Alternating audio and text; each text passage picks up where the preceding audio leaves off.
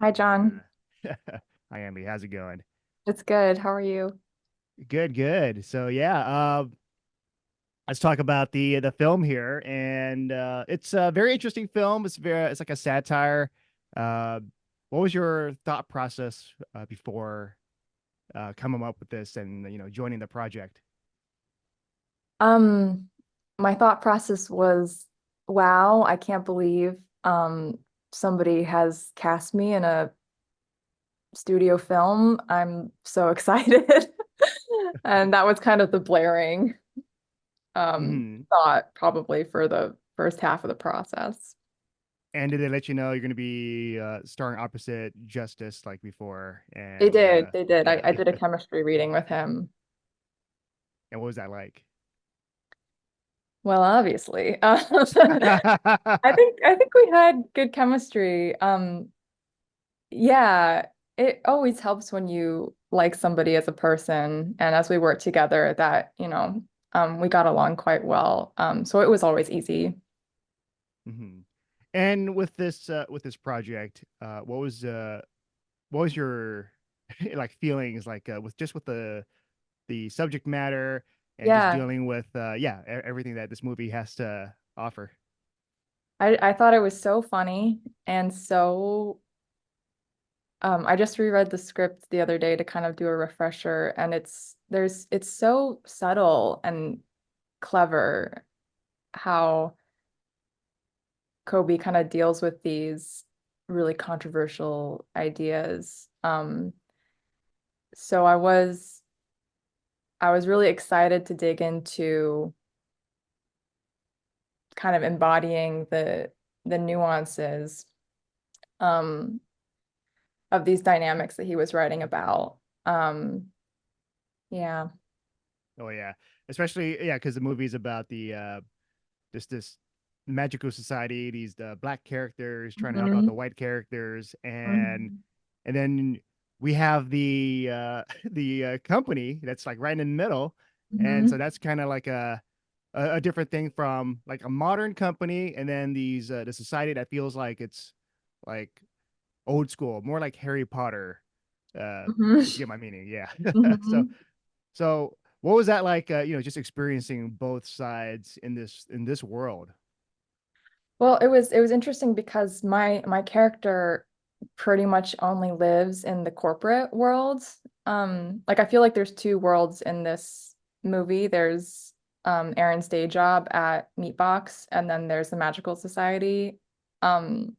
And all of my scenes were only in the company in Meatbox. So I didn't actually meet David Allen Greer or Nicole Byer until our press day earlier this month.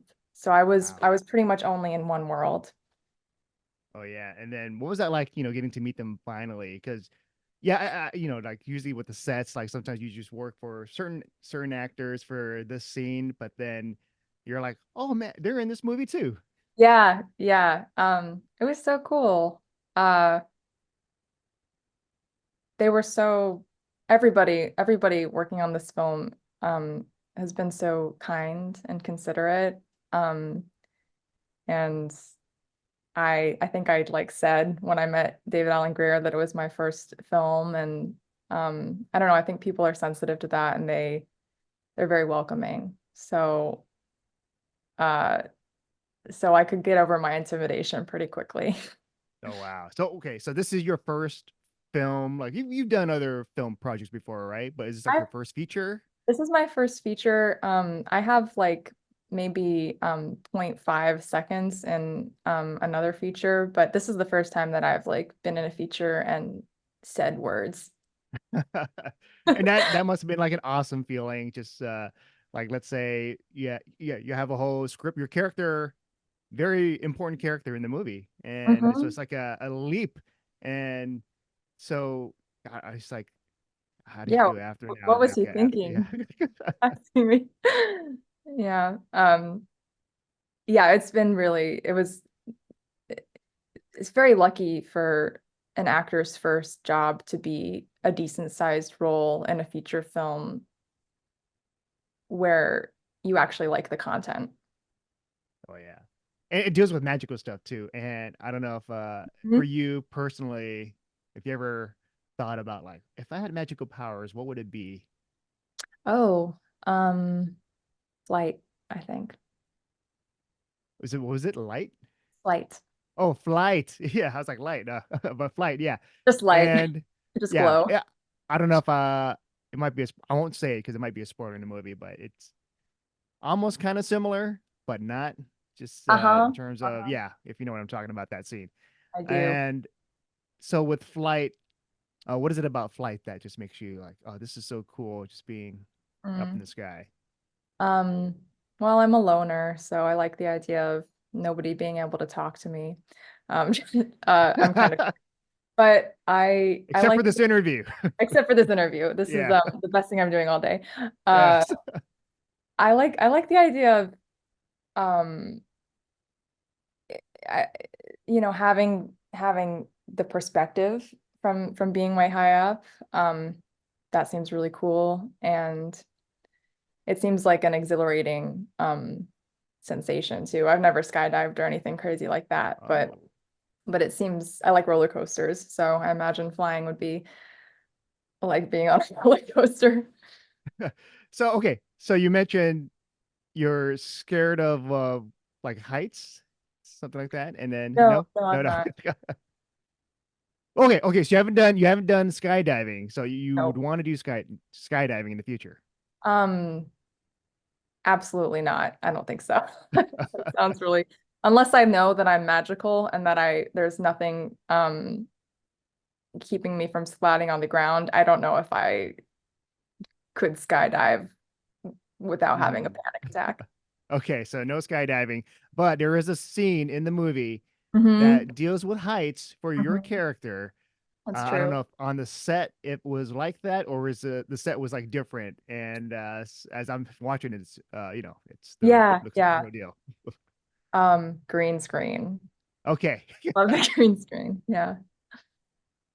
and so for that, just for this movie, I don't know what type of research you did to prepare yourself Mhm. in terms of like the corporate company world, the magical side, Mhm.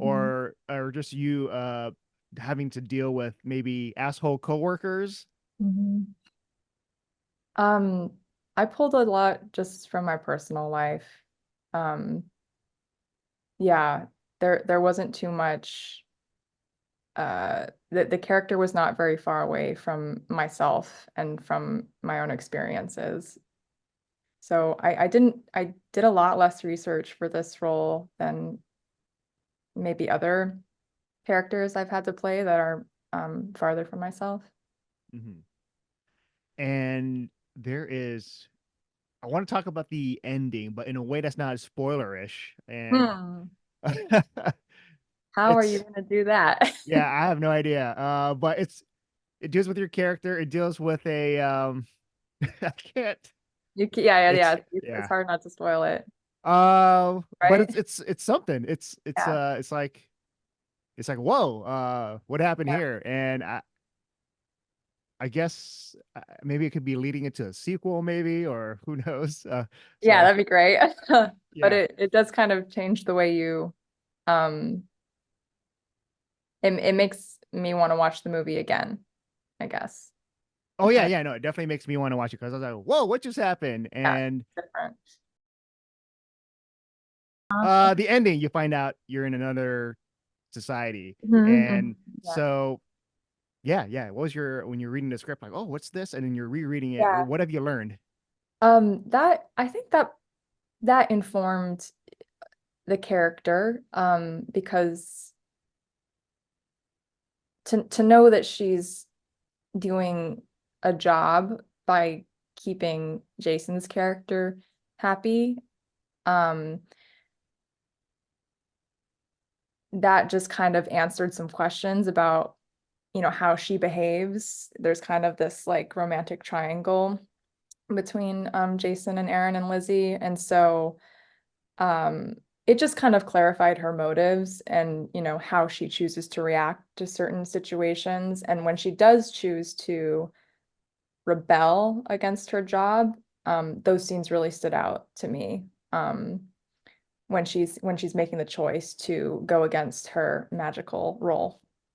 Oh yeah, it's very meta. It's like just a lot of I'm pretty sure like if there is a sequel, there's gonna be something else that's gonna come out afterwards. I'm And then sure.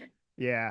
But yes, just want to say that's all the time I have. And I just want to say it's been a pleasure chatting with you. And yeah, You too. Thank yeah. you.